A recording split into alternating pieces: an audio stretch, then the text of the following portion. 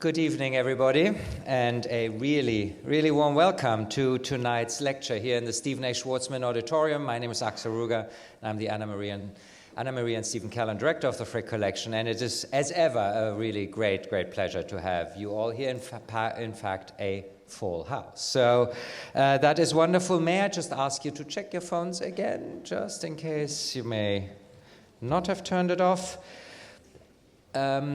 And then I will tell you that how thrilled I am to welcome Aimee Ng, our Peter J. Sharp Chief Curator, on the occasion of the exhibition Gainsborough, the Fashion of Portraiture, and her lecture here this evening. Aimee has been really working on this show for quite a long time. I think the first kernel of the idea she planted about 11 years ago for the exhibition. So while we think at the Frick we are nimble and fast moving, some things also have a certain time is required to gestate and become reality. But I hope you all have seen the exhibition and that you have enjoyed really its grandeur and also its elegance. In fact, I was reminded, because of course we recently read of the death of the Italian fashion designer Valentino Garavani, and he had actually defined the word elegance, and I think this very much applies to our exhibition as the balance between proportion, emotion, and surprise. So I hope you have experienced some of that in the exhibition. The exhibition explores really the relationship between Thomas Gainsborough's work and fashion in 18th century British society, and it brings together over 24 works from our own collection, and then many very, very special loans, some indeed for the first time in the United States. And as you know, Thomas Gainsborough enjoyed a very special place in Henry Clay Frick's heart, and with 10 paintings, it is the most strongly represented artist really in our collection. And so in her presentation, Aimee will address tonight how the very concept of fashion was understood during this dynamic period of the 18th century, and what it means when the British 18th century painter and member of the Royal Academy, James Northcote, defines fashion as, quote, gentility running away from vulgarity and afraid of being overtaken by it. Aren't we all? So Aimee will explore in her talk how the painted portraits themselves moved in and out of fashion, and also how deliberate choices in portraiture could subvert boundaries of social class.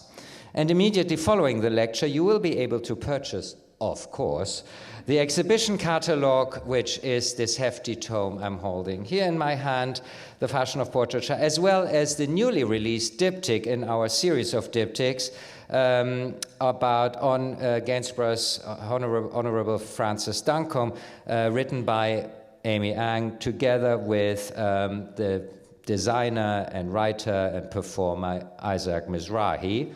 This book here, with the elegant foot of Francis Duncombe on the cover.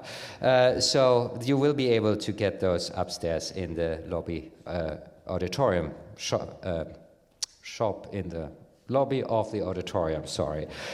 So now it's my pleasure really to welcome and introduce Aimee Ng, Peter J. Sharp, Chief Curator. Of course, you will know that she had been curator, our John Updike curator here at the Frick Collection, and recently became Chief Curator. She is really a specialist in Italian Renaissance art and has widely published in the area and organized exhibitions on paintings, sculpture, and drawings of the period.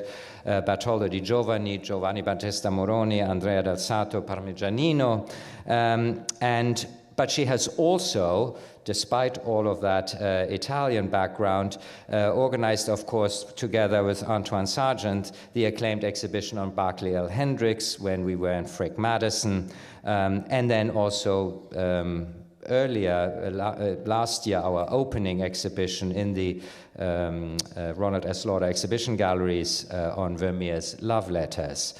And she is, besides all of that, of course, also was responsible in part for the reinstallation of the Frick's collection at Frick Madison, and then the reinstallation, as it were, of the collection back here at the mansion.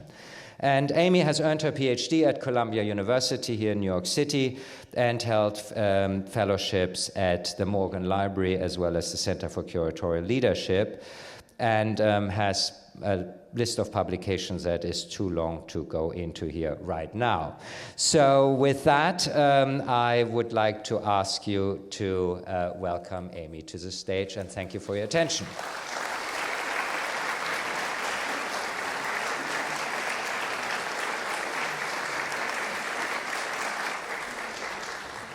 Axel, you left some books here. Are these available? No, I'm just kidding. I'm just going to put them down. Good evening, everybody. Thank you so much for being here, and thank you, Axel. I hope you have had a chance to see the exhibition, which actually opens to the public tomorrow. Not mine, but a fabulous exhibition just closed in January at the National Portrait Gallery in London. It was called Cecil Beaton's Fashionable World, and it celebrated the so-called King of Vogue and how he transformed fashion and portrait photography into an art form. And this is his, of course, 1963 photograph of Audrey Hepburn in a costume he designed for My Fair Lady. Interestingly, one of Beaton's lifelong inspirations was the 18th century British painter Thomas Gainsborough, whose portraits are the subject, of course, of our exhibition. Beaton drew inspiration from Gainsborough's portraits for his photographs, like this royal portrait taken in 1942 of the then Princess Elizabeth, and that's her on the right, and her sister Princess Margaret, and it's said to have been inspired by Gainsborough's portrait of his two daughters in the Worcester Art Museum in Massachusetts. Beaton's interest in Gainsborough went so far as to motivate him to write a play about the artist and his family called The Gainsborough Girls. And this is a 1959 photograph of the actress Anne Furbank playing the role of Gainsborough's daughter Margaret. And what's in the background but a replica of the Frick's own Honorable Francis Duncombe peeking out from a stack of paintings, some drapery, and some hat boxes. The set conjuring this place where portraits and fashion are directly intertwined.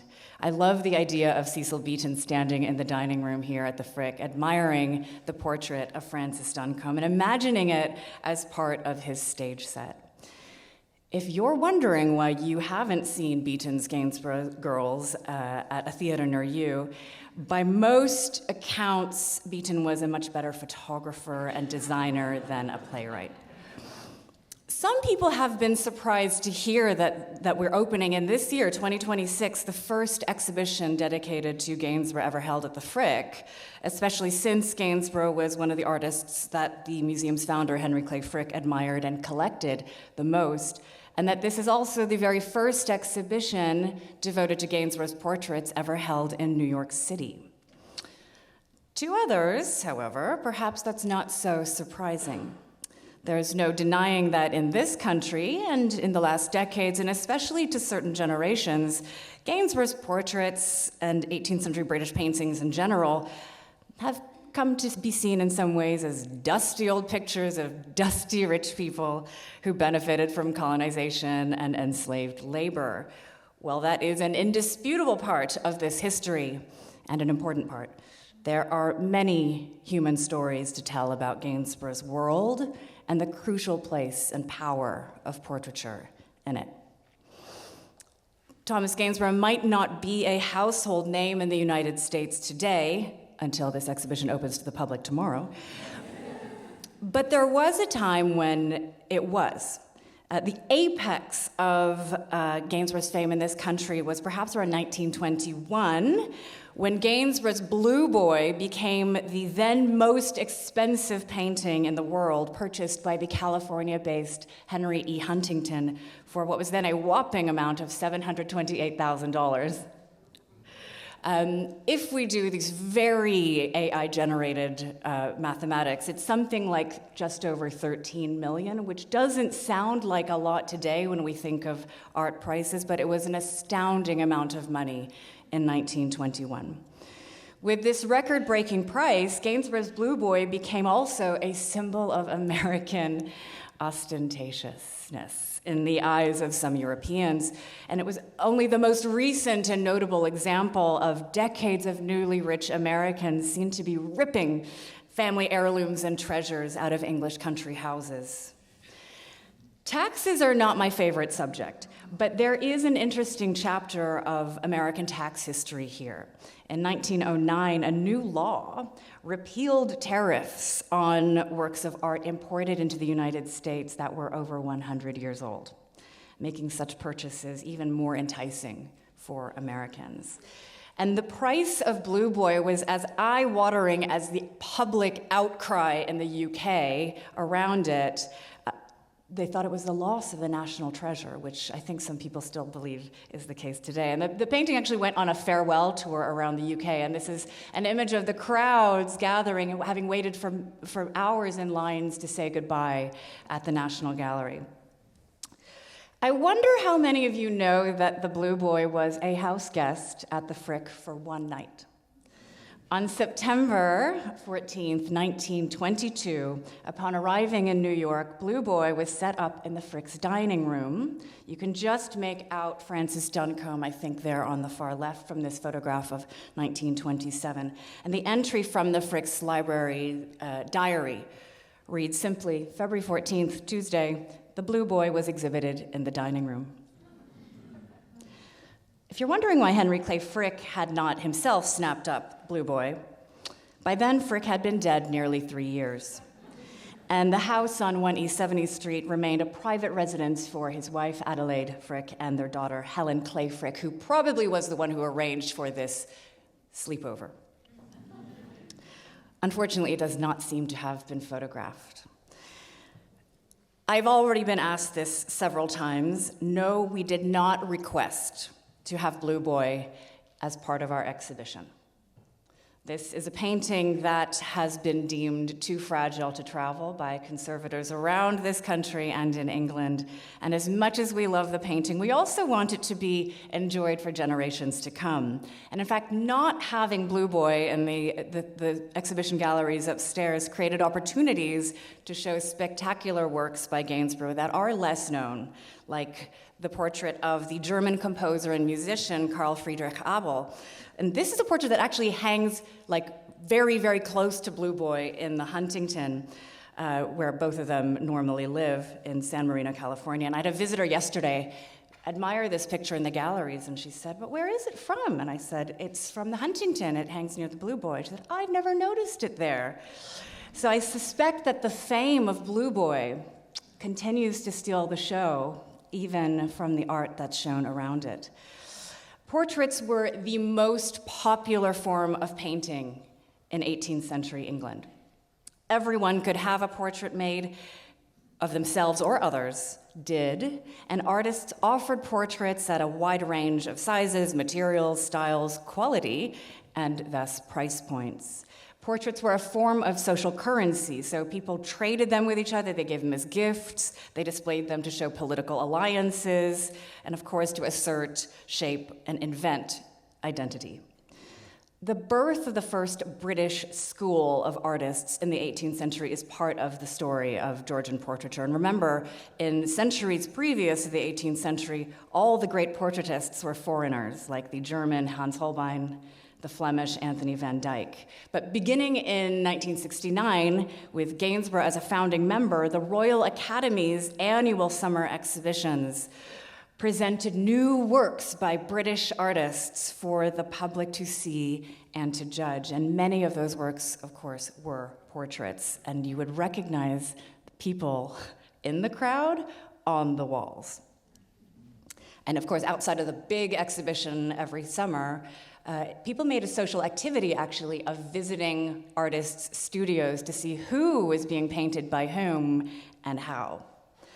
So Gainsborough left behind some 700 portraits all of which are cataloged in this extraordinary work of some 20 years in the making, Hugh Belsey's Catalogue Raisonné of the Portraits of Gainsborough, published in 2019. And these are the two covers of the two volumes. Happy to say that both of the pictures illustrated on the covers are in the exhibition.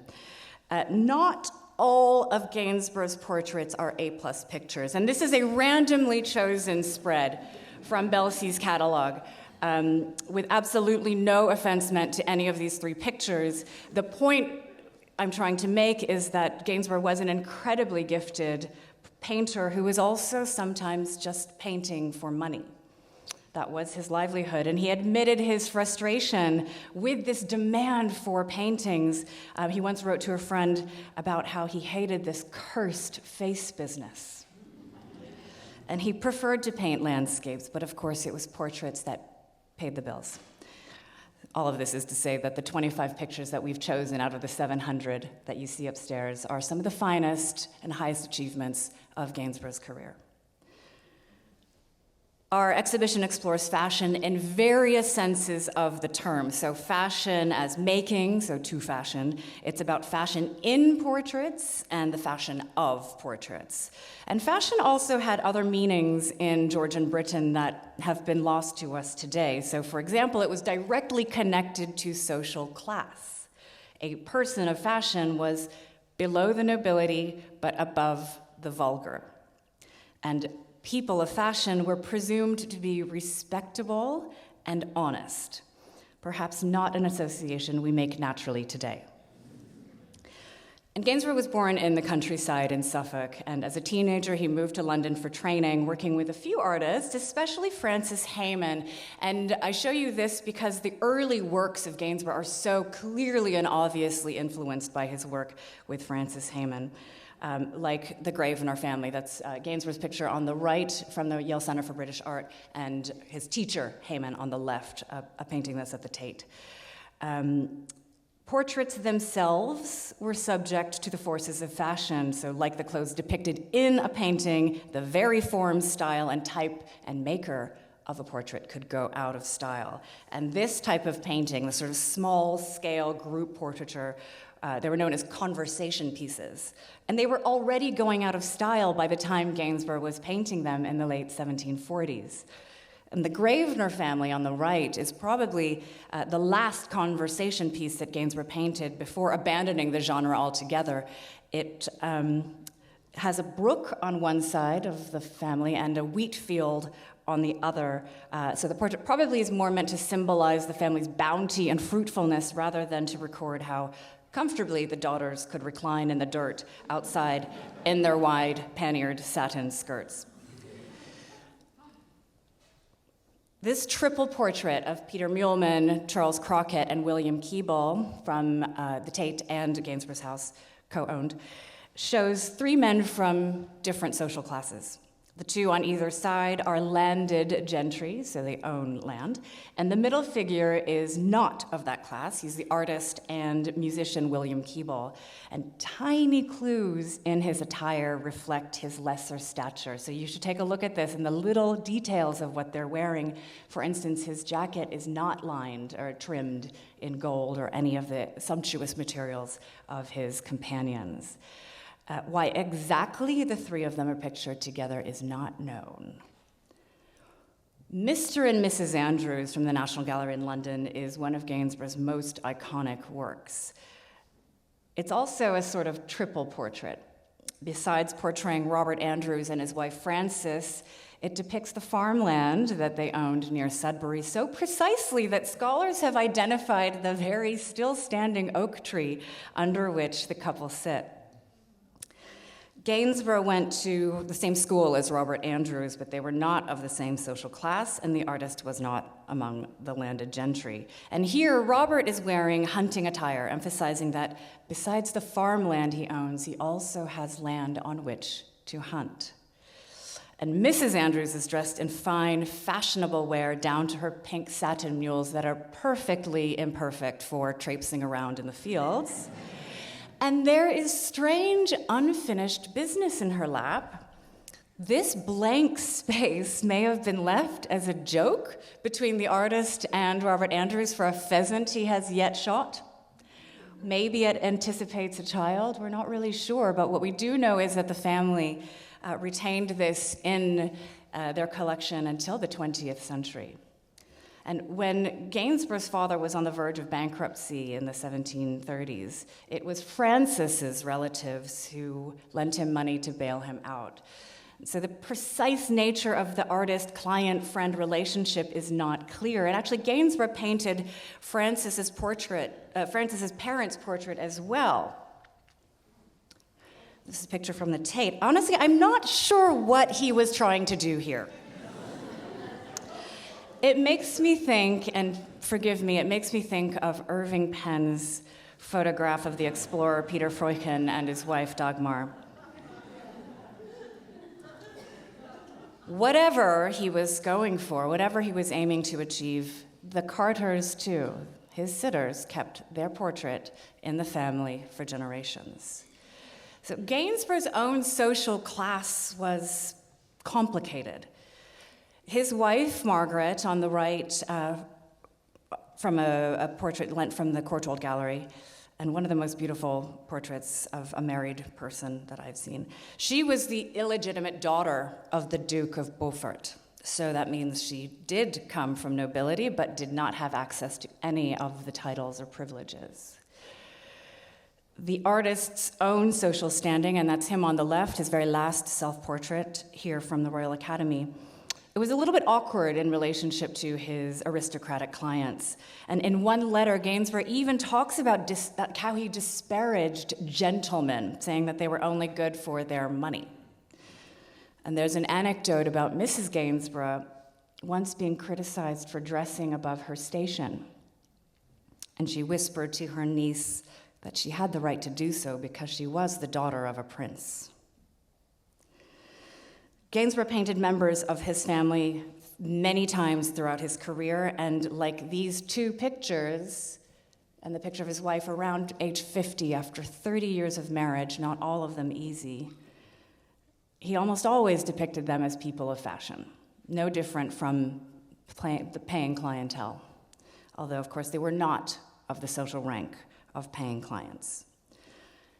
Gainsborough dreamed bigger than rural Sudbury, and he eventually moved to the port city of Ipswich, making trips to bigger cities, London and Bath. And the Frick's own Sarah Lady Innes, which was cleaned for this exhibition, has been seen as a turning point in his career, possibly the very last work he makes in the rural countryside before moving to the cosmopolitan city of Bath.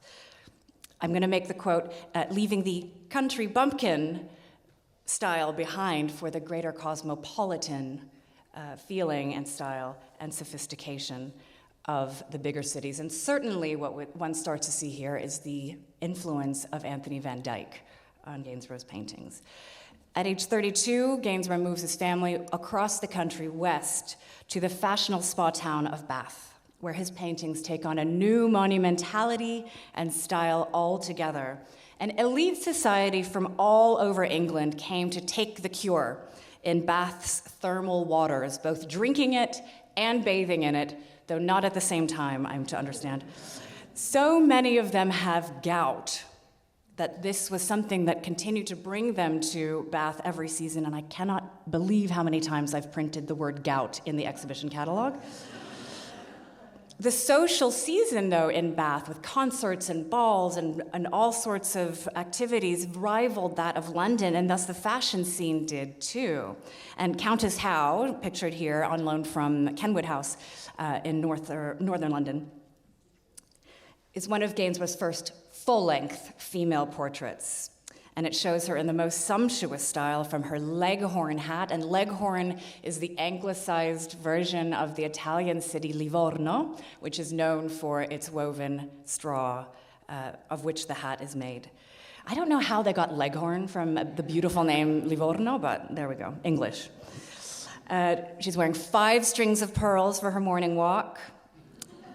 She's got on a lace apron that's not for work, and all the way down to her black-heeled shoes with buckles. And if you ever find yourself at Kenwood House, there's a little gallery that you could easily miss, but they have on view many of the 18th and 19th century shoe buckles that have come together, and they're really beautiful. In Bath, this is a brilliant business move. Gainsborough sets up his studio in the very center of town, right near the pump room where everybody came to take the waters, take their drink of the bath waters in the morning. And his sister conveniently rented the rooms next door to him and set up a millinery shop, selling dresses, hats, accessories, fans, etc. And so people like Countess Howe, who came for shopping, could also step in next door and have their portrait painted, and vice versa.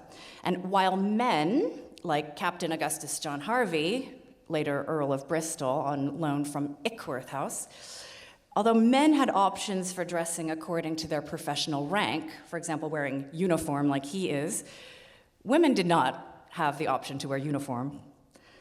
Women instead had innumerable options of clothing and accessories to express themselves, and they could do so whether they could afford them or not, because one did not actually have to own a piece of clothing or jewelry in order to be painted wearing it.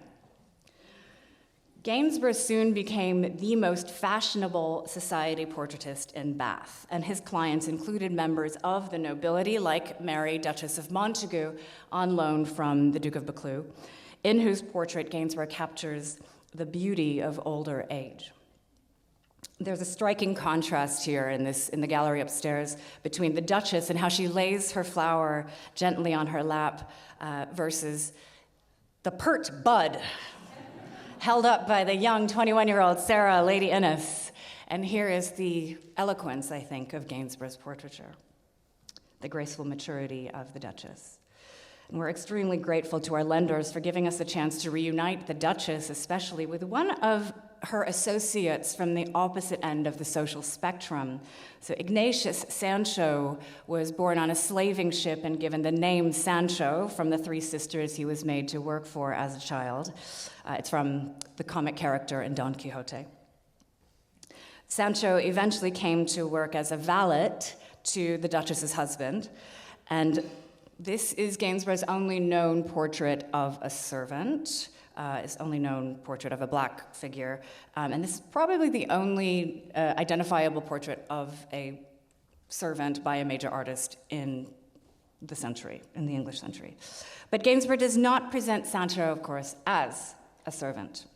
Rather than picturing him wearing the Montagu livery or the uniform that he would have worn while working, Sancho appears to us as a gentleman both in dress and in pose, and you'll see this throughout the exhibition, this gentleman's pose of just holding the hand tucked into the waistcoat. It's a signal of status, of a gentleman. And Gainsborough highlights the other side of Sancho's identity here. He was a servant, and that's how he earned his livelihood, but he was also an accomplished composer, musician, writer, and abolitionist, probably the most famous Afro-Briton of his day. And this portrait remained with his family, with Sancho's family, until his daughter gave it to a family friend in the middle of the 19th century. Now, Sancho would probably not have been able to afford a portrait like this on a valet's salary, and it may have been given as a gift, either from the Duke and Duchess or from Gainsborough himself, for Gainsborough had musical friends in common with Sancho, and he was terrible with money. He had a bad habit of trading his paintings for things, like musical instruments, like music lessons, etc. For example, you've already seen this picture of Carl Friedrich Abel from the Huntington. We've been able to pair this together with the Pomeranian from the Tate. So under the desk of Abel, as he's composing, is his pet Pomeranian, which were very rare in England at the time. Gainsborough makes an independent portrait of the Pomeranian and a pup on the left, which he reportedly gave in exchange for music lessons from Abel. Of all the duchesses and earls and monumental full-length paintings in this show, the dog portrait has been proving to be a crowd favorite. And though pet portraiture was not a particularly lucrative or fashionable genre, Gainsborough did this throughout his career. He made these pet portraits, and he imbued them with the kind of sensitivity of character that he gives to his human figures, sometimes more. And apparently, by the way, this was a flattering portrait of Abel, who is described by contemporary as a portly person under whose waistcoat you could fit twin boys. And of course, there's no hint of Abel's financial struggle here in Gainsborough's portrait of him, which once belonged to Queen Charlotte. Now, Abel may not have paid for his own portrait either, at least not full price, and there are several of these portraits of friends or associates who would otherwise not necessarily be the people of fashion who could pay to have these portraits made. But they became so under Gainsborough's brush. And in the center is John Joseph Merlin, the Belgian inventor credited with inventing roller skates, a wheelchair called the Gouty chair, and musical instruments like the compound harpsichord, many other things. Gainsborough presents Merlin as a fashionable gentleman. You see the pose of his hand tucked into his waistcoat, even if, according, again, to his contemporaries, he was seen as an eccentric outsider, an inelegant foreigner. And in fact, the author, Fanny Burney, described him as a ridiculous creature. The only clue to his remarkable identity is the object suspended from his hand. It's this tiny little scale called Merlin's scale for gold coins, and it was invented to help gentlemen not get swindled by counterfeit money. And this portrait may have hung in the museum that Merlin created to show off his inventions, known as Merlin's Museum. And for those among us who are interested in decorative arts at the Frick, not just flat things like paintings, and especially in our historic timepieces, Merlin worked for some time in London. He trained under the clockmaker James Cox, whose fabulous rhinoceros automaton clock came into the Frick's collection a few years ago with the bequest of Alexis Gregory. When Gainsborough moved to London in 1774, he was, with Reynolds, the most sought-after society portraitist of the nation. And he had also developed his signature style, that sort of look of his paintings that make them recognizable as Gainsborough's. And even during his life, contemporaries wrote how inimitable his painting style was, how singular and signature it was. He had, in other words, developed his own brand. With the founding of the Royal Academy in London came what some suggest as the birth of art critics. Public exhibitions every year meant that people came out and they wrote what they thought about the art, and they published it in daily newspapers. Social class became a flashpoint. Gainsborough's portraits of infamous women like Grace Dalrymple Elliott provoked criticism when he showed them publicly. And these are two portraits of the same person, Grace Dalrymple Elliott. They have lived 11 blocks apart for the last 100 years, the big ones at the Met, the little ones with us at the Frick, and they've never been seen together until now. So that's nice to show them together. Critics protested what they deemed to be inappropriate social mixing on the exhibition walls. That a painting of a scandalous courtesan, like Mrs. Elliot, could hang on the same wall as a noblewoman, both dressed and posed similarly so one could not easily tell which was the courtesan and which was the noble. Fashion in portraits was dangerous in this way. It could blur the lines of the British class system, turning a servant into a gentleman and a courtesan into a duchess. There were two distinct responses to these two pictures when they were shown at the Royal Academy 4 years apart. The full length was exhibited in 1778, just as the gossip columns in the newspapers were full of reports of Mrs. Elliot's divorce, prompted by an affair with the married Lord Valentia, and her recent sightings out in the company of Lord Cholmondeley. But while the press did not deny or shy away from referring to her scandalous reputation as a demi-rep, or as a married woman who had all of these affairs, they were forgiving. And Gainsborough shows her here in a full length, showing off her height, which earned her the nickname Dally the Tall. And she's wearing a fantastical, romantic Van Dyck-style dress, taking her sort of out of time into the lineage of art history. And she's holding this modest pose where she turns her face away into profile and holds her skirts up to her chest in this sort of gesture of vulnerability, as it's been referred to. Critics praised her beauty, and quoting a poem by Alexander Pope, If to her share some female errors fall, look at her face and you'll forget them all. And this is an elegant composition that he reuses actually for his portrait of Queen Charlotte. So you have this idea of the stature and elegance even of this full-length composition. This was not the case later, 4 years later, when Gainsborough presented the bust portrait at the Royal Academy in 1782. So we have the saucy one at the Frick, I want you to know that. Maybe it was because gossip columns were teeming with reports that Mrs. Elliot had just given birth to a baby, which was rumored to have been fathered by the Prince of Wales, but was being raised in the household of Lord Cholmondeley. Or maybe because Gainsborough presented her this time, not in a full length, but in a bust format that brings her very close to the viewer. No space of the floor separates us. He pictures her looking straight at the viewer with those very strong eyes, very dark eyebrows, no more turning away into demure profile.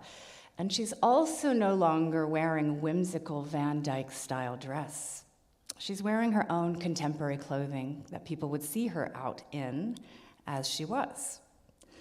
The neckline obviously traces the contours of her breasts, and you'll miss it if you don't squint when you see this picture in person. She's actually wearing a kerchief covering her décolletage, but you wouldn't know it. You wouldn't know it. Comments printed about this portrait criticized it as not a good moral likeness, and it said the eyes are too characteristic of her vocation. One reviewer said simply, a wanton countenance and such hair, good God. No more quotes from poetry. It appears that how she was portrayed in her portrait and what she was wearing in it elicited very different responses from her critics.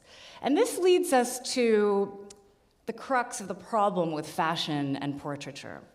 Fashion and portraits are somewhat at odds with each other. Portraits are meant to stop time. They're meant to hold a person at that moment in their life for posterity, while fashion necessarily is change over time. Everything that comes into style will have to go out of style. President of the Royal Academy, Joshua Reynolds, encouraged all of his pupils and all of his painters to dress their sitters in classical, timeless wear. Gainsborough insisted on modern dress. He thought that it made for a better portrait, it made you look like yourself more. And he insisted on modern dress, contemporary dress, even if it meant that people would come back to him years later and ask him to update what they're wearing. And people did do this. Here is a perfect example. This is Mrs. Alexander Champion, and this is a recent promised gift to the Frick Collection. It's specially on view in the Library Gallery for the next 3 months during the run of the Gainsborough show. Mrs. Champion grew up in India. She was a collector of Indian art, and she and her husband traveled to Bath just on a trip in the middle of the 1760s and had their portraits painted. You can just make out underneath this painting, if you look very closely, what she was originally wearing in the 1760s. So underneath where her underarm is, there's a dark area. That's a rosette that was decorating the sleeve. In her hair, I think under that very tall poof, and this you look at the painting when you next come back to the Frick in the Library Gallery, through that gray poof, you can see sort of a low, round, brown hairstyle. So it turns out that we were able to do an X-ray recently here at the Frick because we have a new X-ray room in the new Frick. And what she's wearing was completely different from what you see today. And I know it's hard to read X-rays, which are measuring the density of pigments. I'll just highlight that she was wearing a choker, she had a stomacher, she had engageante, she had a rosette, and she had a train, a sack back. So what she was wearing was actually much more like what Sarah Lady Innes is wearing in the late, around 1760. So it turns out that the Champions, when they came back to England in the 1770s, instead of having a new portrait painted, she brought her portrait back and just had the styles updated. The gray poof painted over the low round, and a much more fashionable wrapping dress over the very out-of-date sack dress. It's an extraordinary practice for Gainsborough, and not a particularly lucrative one, by the way. But it exemplifies the critical place of fashion in Gainsborough's portraiture. And of course, it raises the question, if these are wealthy people, if they are patrons of art, why not have just a new portrait painted? And actually, a journalist at the press preview asked me, why didn't she think she had money? Why couldn't she just get a new one? And I said, well, I guess if you had a picture of yourself looking really out of date, I'm thinking myself in the grunge phase in the 90s, I wouldn't necessarily want to keep that if that was what all the visitors to my house were going to see. I wouldn't even want it in the closet, you know. So again, this idea that we have so much access to images these days, but sometimes these people had one image of themselves. An interesting case is that of Mrs. Sheridan, who comes to us from the National Gallery of Art in Washington. So there was a portrait of Mrs. Sheridan, who's a very famous actress and singer. There was a portrait that was believed to have been lost that depicted her as a shepherdess, wearing a big straw hat, had a basket, there was a little sheep and a little shepherd's crook, and it was considered lost until it was found underneath this painting. Again, through X-ray, and in fact, when you go to the gallery the next time you're in the exhibition, you can still see the outline of the very wide-brimmed hat that she had been wearing, and years later had brought it back to Gainsborough, who had just simply painted out the shepherd stuff. Apparently, the pastoral look had gone out of fashion. One solution that Gainsborough explored to solve the problem of fashion and portraiture was Van Dyck dress. So he was inspired by and even collected paintings by Anthony Van Dyck, who painted for the English court of Charles I in the 17th century. And Gainsborough's most spectacular of his many copies after Van Dyck paintings is with us upstairs from the St. Louis Art Museum, of all places. It's copying a Van Dyck picture from that is today in the National Gallery in London. So Van Dyck dress was popular. It wasn't just Gainsborough who was doing it, because it connected sitters to this very respectable British past, in fact, an English past before it was sullied by all of the things that happened in the late 17th and early 18th century. By the middle of the 1770s, it was considered a fad that was now over by most artists, and especially Reynolds, who wrote about it in one of his discourses. Okay, we're done with the Van Dyck thing. Gainsborough, however, used this until the end of his life. And this is one of the last paintings that Gainsborough paints as a commission in the final months of his life in 1788, a good 14 years after Reynolds writes that the fad is over. And this is Bernard Howard, later the 12th Duke of Norfolk, standing elegantly in his black Van Dyck suit. And this painting actually is very special to me because it is on view for the first time in a public exhibition here at the Frick. It is kindly lent by His Grace the Duke of Norfolk from Arundel Castle, which is a real place. It's not just in Frozen. It is a castle. It's in the south of England. I'm going to close my remarks today with two pictures in the show that offer a sense of fashion and portraiture that's maybe not as frivolous as it may seem when we talk about dressing like shepherdesses or painting big poofs or wearing Van Dyck dress. This is a portrait of Master John Heathcote. Yes, it is a little boy. Boys and girls were dressed the same in these loose-fitting muslin dresses that reflected philosophies at the time of the liberality and the freedom of childhood. And around age 7, that's when boys would be breeched or put into breeches. Reportedly, the parents of this child, John Heathcote, had lost all of their other children to an epidemic. And they wanted to have a portrait made of little John before it was too late. And they approached Gainsborough, who apparently was on a break from painting, and he made a deal with them. He didn't really want to do it, but he said, "Bring me the child, and I'll consider."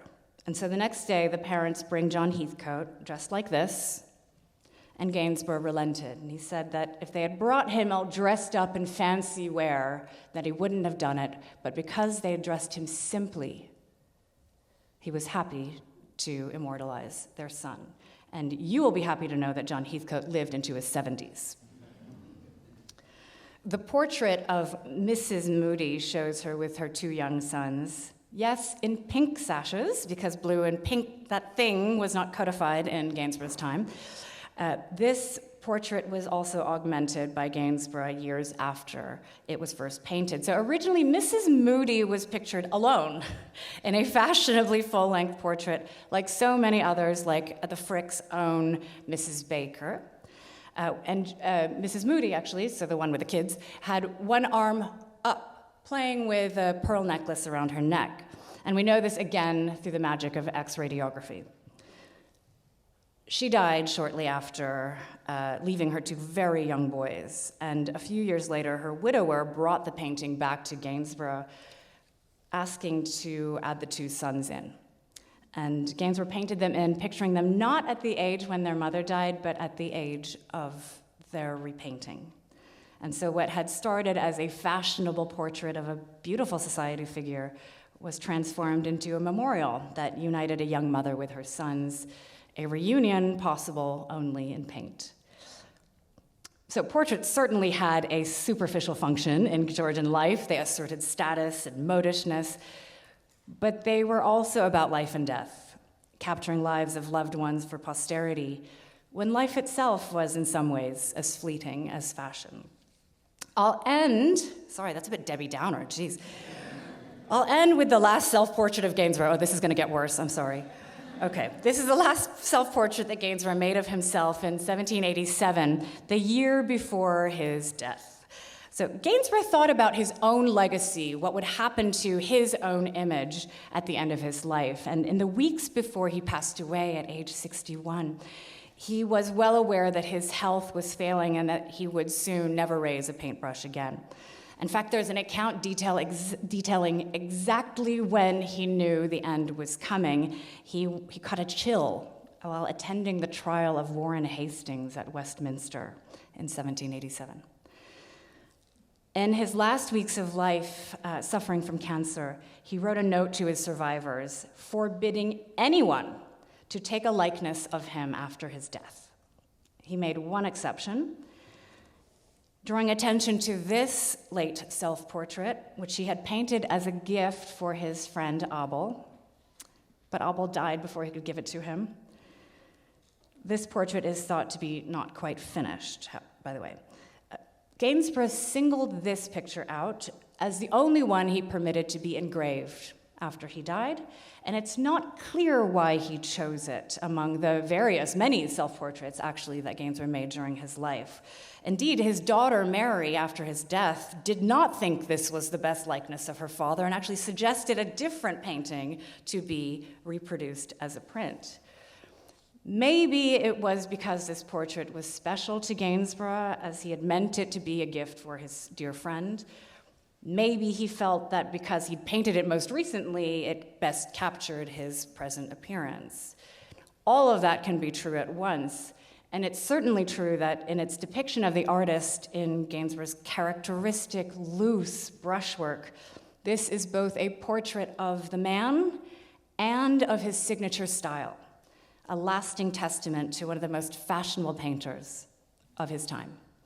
Thank you very, very much for tonight.